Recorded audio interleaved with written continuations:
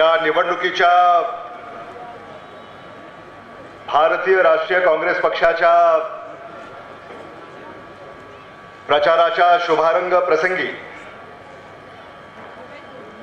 उपस्थित असलेले आपले लाडके नेते,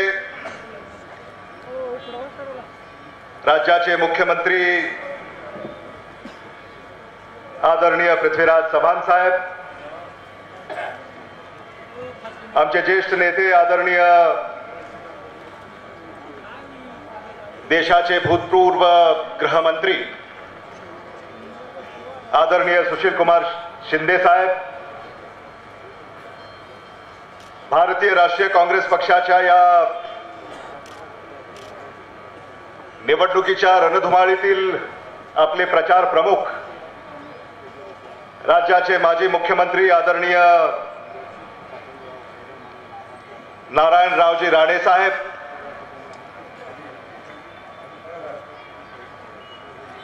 राज्याचे माजी मुख्यमंत्री आदरणीय अशोकरावजी चव्हाण साहेब,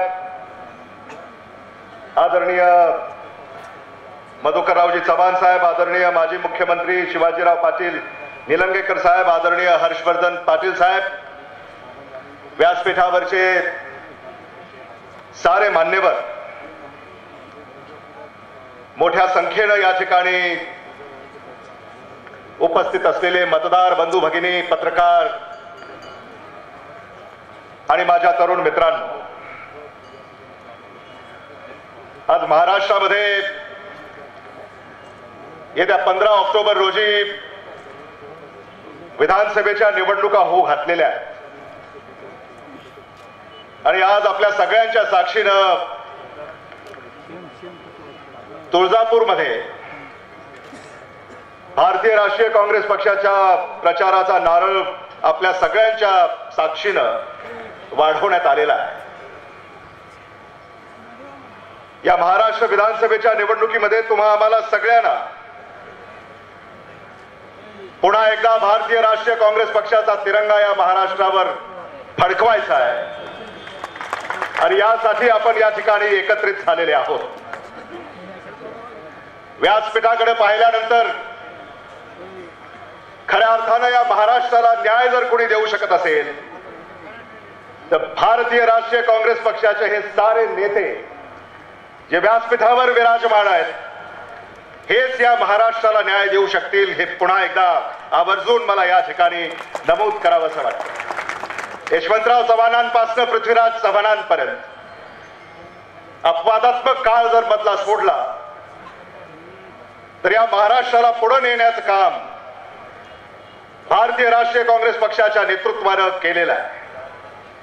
मला आज उल्लेख करावासा वाटतो वसंतराव नाईकांचा, मला आज उल्लेख करावासा वाटतो शंकरराव चव्हाण साहेबांचा, मला आज उल्लेख करावासा वाटतो वसंतदादा पाटलांचा, मला आज उल्लेख करावासा वाटतो आपले नेते आदरणीय विलासराव देशमुख साहेबांचा।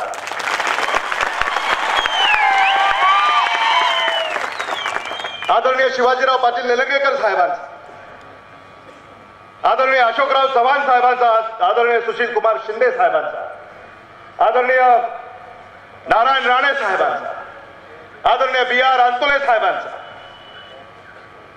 या नेत्यांनी या महाराष्ट्राला दिशा देण्याचं काम, या महाराष्ट्राला समृद्ध करण्याचं काम प्रामाणिकपणे या महाराष्ट्रामध्ये केलं हे आपण अजूनही विसरलेले नाही आहोत आणि आज सारे स्वबळावर लढतायत।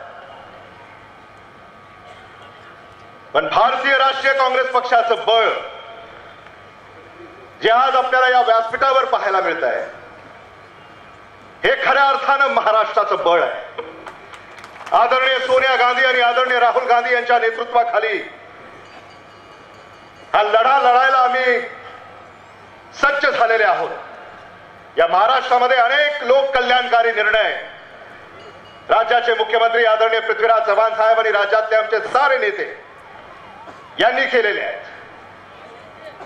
गेली 15 वर्ष काँग्रेसच्या नेतृत्वाखाली महाराष्ट्रामध्ये आघाडीचं सरकार राहिलं। आता आघाडीमध्ये बिघाडी का झाली हे नेते मंडळी आपल्याला या ठिकाणी सांगतील, पण या महाराष्ट्राची आन बान शान राखण्याचं काम आदरणीय विलासराव देशमुख साहेबांपासून, आदरणीय सुशील कुमार शिंदे साहेबांपासून, आदरणीय अशोकराव चव्हाण साहेबांपासून, आदरणीय पृथ्वीराज चव्हाण साहेबांपर्यंत कधीही या महाराष्ट्राची मान शर्मेनं खाली होईल असं कृत्य या महाराष्ट्रातल्या काँग्रेसच्या नेत्यांकडनं झालं नाही, हे मला आवर्जून या ठिकाणी या निमित्तानं सांगावंसं. आज नेते मंडळीला मला आपल्या सगळ्यांच्या वतीनं आग्रहाची आणि कळकळीची विनंती करायची की या महाराष्ट्राचं भवितव्य आपल्या हातामध्ये आहे. मी सुद्धा एक काँग्रेसचा कार्यकर्ता म्हणून आपल्या समोर आपलं मनोगत या ठिकाणी व्यक्त करतोय. माझ्यासारखे आमचे अनेक असंख्य युवक कार्यकर्ते हे फार मोठ्या आशेनं आपल्याकडे पाहतायत. या महाराष्ट्रामध्ये आपण प्रामाणिकपणे सेवा केली, या महाराष्ट्राला न्याय देण्याचं काम केलं. महाराष्ट्रामध्ये काँग्रेसनं काय केलं याचा पाडा जर वाचायचा झाल्यास दिवस उजाडेल, पण वेळ आपल्याकडे नाही आहे. आणि म्हणून महाराष्ट्रामध्ये आपल्याला पुन्हा एकदा 99च्या निवडणुका तुम्हाला आठवत असतील. सगळेच पक्ष स्वबळावर या 99च्या निवडणुकीमध्ये लढले आणि त्या 99च्या निवडणुकीमध्ये काय झालं? भारतीय राष्ट्रीय काँग्रेस पक्ष सगळ्यात मोठा पक्ष म्हणून समोर आला आणि 99ची पुनरावृत्ती 2014ला झाल्याशिवाय राहणार नाही, ही खात्री मला स्वतःला या ठिकाणी वाटते. आणि म्हणून आदरणीय मुख्यमंत्री पृथ्वीराज चव्हाण साहेबांचा आणि आमच्या प्रचार प्रमुख नारायणराव राणे साहेबांचा संदेश हा घराघरापर्यंत घेऊन जाणं तुमचं माझं कर्तव्य आहे. आम्ही त्यांना आश्वस्त केलं पाहिजे. उस्मानाबाद जिल्हा, लातूर जिल्हा, नांदेड जिल्हा, हिंगोली जिल्हा, मराठवाडा, महाराष्ट्र पुन्हा एकदा काँग्रेस पक्षाच्या पाठीशी भक्कमपणे उभा आहे.